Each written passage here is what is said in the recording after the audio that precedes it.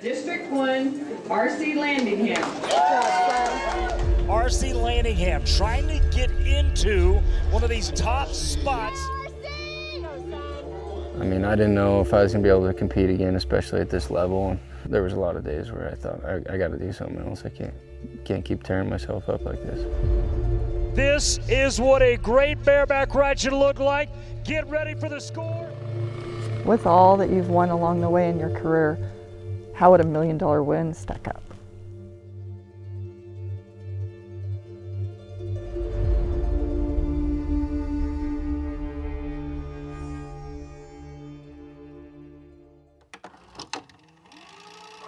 Getting ready to go to the first go. RC's got H2 on his bareback horse and double lot 1 on his bull. Robert Cole Landingham, you were born and raised in Red Bluff, California, not into a rodeo family. What kind of family were you born into? Mom kind of had a rodeo background a little bit, but the rodeo kind of entered my life when I was 4 when I met my stepdad. Were you a bareback riding natural, or did you have to work for it? I had to work for it. It took probably 3 years before I kind of started actually figuring it out. RC and I high school rodeoed together, so we've known each other for a really long time.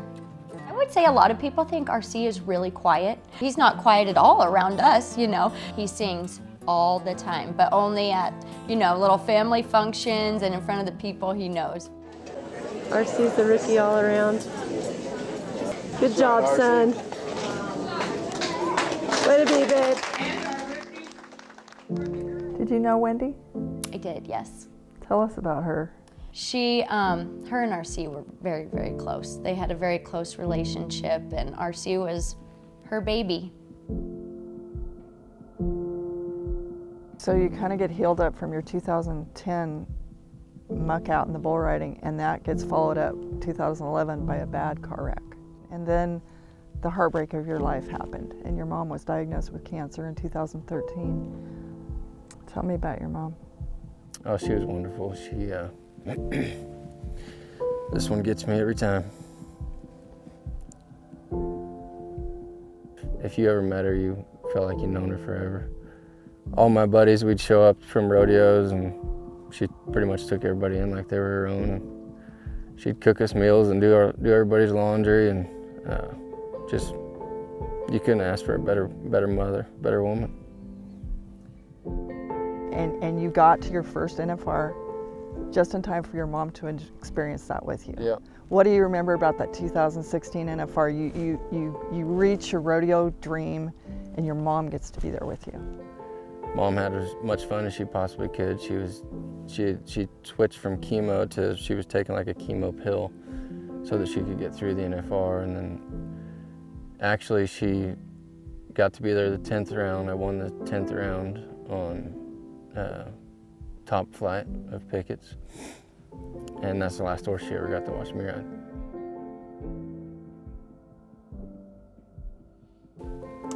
It is harder to make yourself want to keep going for a while, and there's parts of it that you just aren't there anymore.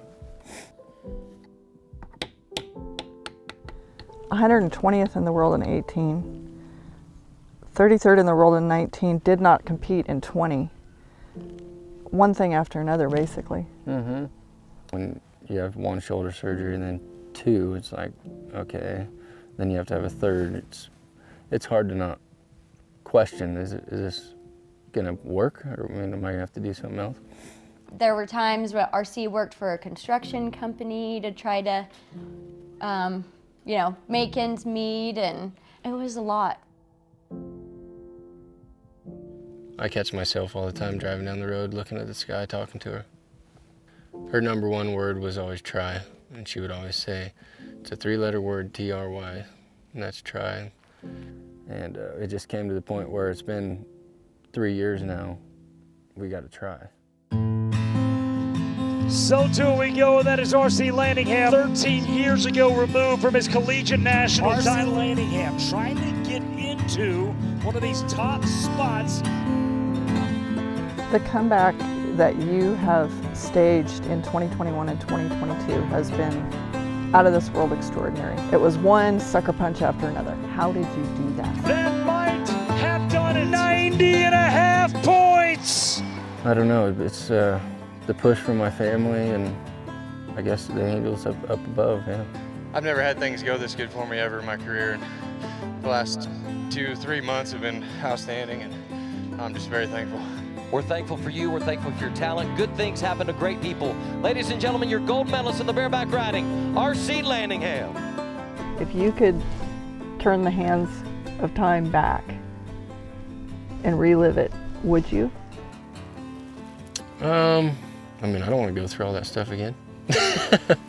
For the most part, no.